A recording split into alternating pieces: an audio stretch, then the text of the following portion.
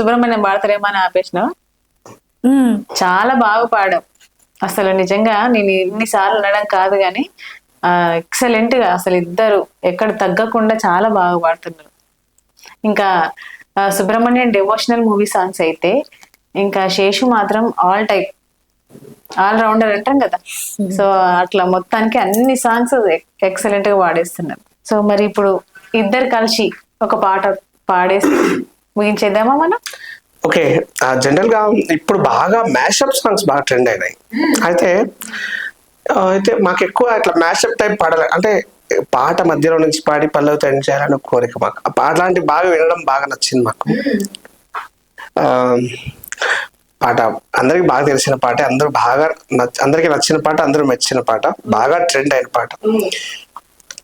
చేరువైన రాయబారాలే చెప్పబోతే మాట మౌనం, దూరమైన ప్రేమ ధ్యానాలే పాడలేని భావగీతం, ఎండలో ఏం చేతూ ఒక్కరం ఇద్దరం అవుతున్నా, వసంతాలు ఎన్నొస్తున్నా కోకిలమ్మ కబురేది, గుండమామి విరబోస్తున్నా తోటమాని చాడే, నాయదే తుమ్మెదై సన్నిదే చేరనా, మళ్ళీ మళ్ళీ ఇది రాని రోజు, మళ్ళీ జాజి అల్లుకున్న రోజు, ఏదో అడగాలని ఎంతో చెప్పాలని,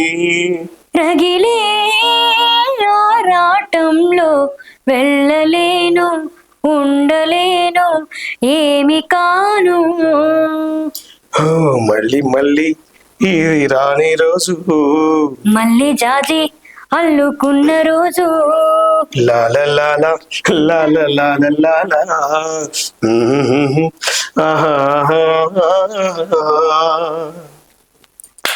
సూపర్. ఈ పాటలు మీ ఆయన ఓపెన్ స్మైల్ ఇచ్చింది తెలుసా శేషుని?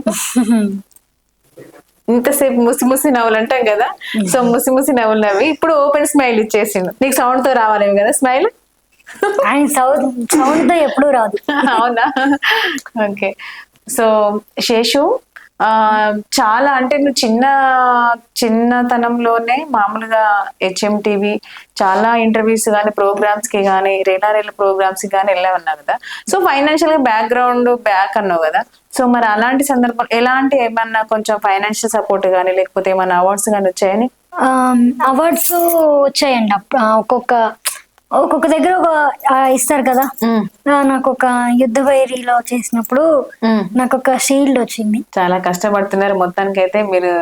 నిజంగా మీ లైఫ్ పాటలతోని కొంచెం మంచిగా ఫైనాన్షియల్ గా సెట్ అవ్వాలని, మంచి మీ జర్నీ సక్సెస్ అవ్వాలని, ఇంకా మంచిగా ముందు ముందు గొప్ప సింగర్స్ కావాలని నేను మనస్ఫూర్తిగా కోరుకుంటున్నాను.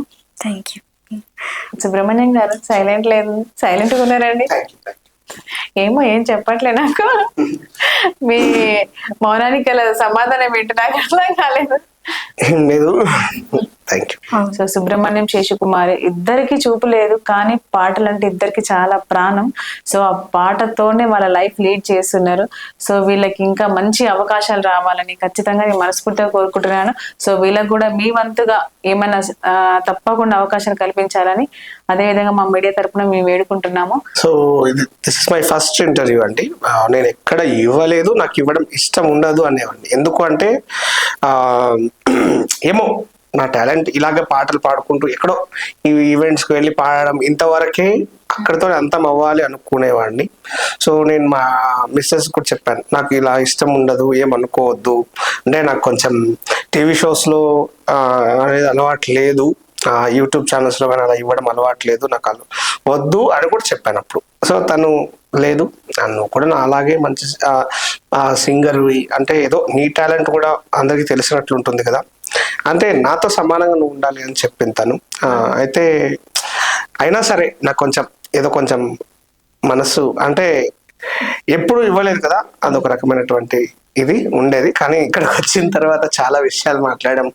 సో చాలా మంచి మంచి ఎక్స్పీరియన్సెస్, అదేవిధంగా కొన్ని మంచి మంచి మాటలు మాట్లాడుకున్నాం, మంచి పాటలు పాడుకున్నాం. నాకు చాలా హ్యాపీగా అనిపించింది. సో ఫస్ట్ ఆఫ్ ఆల్ తర్వాత ఏమో తెలియదు, ఇంక ఇస్తానో ఇవ్వనో కూడా తెలియదు ఇంటర్వ్యూస్. ఎందుకంటే నాకు ఎక్కువ అంటే ఫ్రేమ్ లో కనపడడం ఇష్టం ఉండదండి. ఎందుకండి, మనకు పాటలు వచ్చినాక పాడుకోవడం తప్పేముంది? పాటలు పాడుకోవడం ఓకే, ఇవన్నీ కాదు. ఇంటర్వ్యూస్ లో కానీ ఇట్లా ఎక్కువ కనపడడం ఇష్టం. మనం అంతా ఎక్కడ ఎలా ఉండాలంటే మనం వెనకుండా నడిపించాలనేటువంటిదే ఒకటి ఉంటుంది నాకు. సో దాని వరకు అయితే నేను ఖచ్చితంగా ఏ అవకాశం వచ్చినా, ఈయనతో మాత్రం మనం మాట్లాడలేము అసలు. అంతే, తప్పకుండా ఏ అవకాశం వచ్చినా దాన్ని నేను ఖచ్చితంగా సద్వినియోగపరుచుకుంటాం. తన వరకు అయితే మా ఇద్దరికి రావాలని కోరుకుంటున్నాను నేను. సో RLR మీడియా తరఫున ప్రత్యేకమైనటువంటి ధన్యవాదాలు. మా ఇద్దరికి కూడా అవకాశాలు ఇంటర్వ్యూయే కానీ టీవీ షోసే కానీ ఇద్దరికి సమానంగా రావాలని కోరుకుంటున్నాను నేను. Thank you. Excellent Seshu. Interview కనుక నచ్చితే ఖచ్చితంగా లైక్ చేయండి, షేర్ చేయండి, మన RLR మీడియాని సబ్స్క్రైబ్ చేయండి. చూస్తూనే ఉండండి. మరొక సింగర్తో మీ ముందుకు వస్తాను. Thank you so much.